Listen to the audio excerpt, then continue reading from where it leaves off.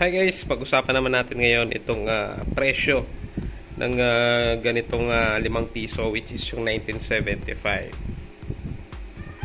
So sa mga hindi nakakaalam guys, itong mga 5 piso na ito ay part siya ng ABL series or yung ang bagong lipunan series na merong year na 1975 to 1982. Pero yung pag-uusapan lang natin ngayon guys is yung most common na year, which is itong 1975.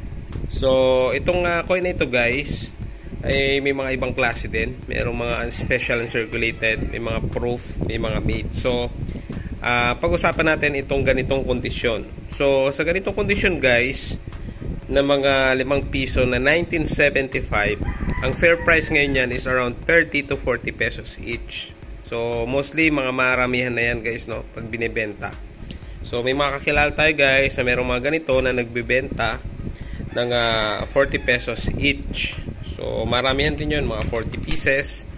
Ganyan, no? So, huwag tayo maniwala guys, basta-basta na mataas yung value nito kasi napakaraming ganito, especially itong 1975 na 5 piso. Kasi ang ano dyan guys, ang story yata dyan, no? Sa pagkakaalam ko, is marami silang itinagong mga ganitong coins na mga mga 5 piso before. Kaya nung mga nakalipas na panahon guys, ay napakarami talagang mga ganitong coins na naitabi or naitago dito sa atin. So, marahil sa inyo guys, may mga ganitong coins, merong mga ibang year. So, 1975 is the common year. Tapos, i-add ko na lang 1977 yung hard to find, no? Considered na medyo mas mataas yung value.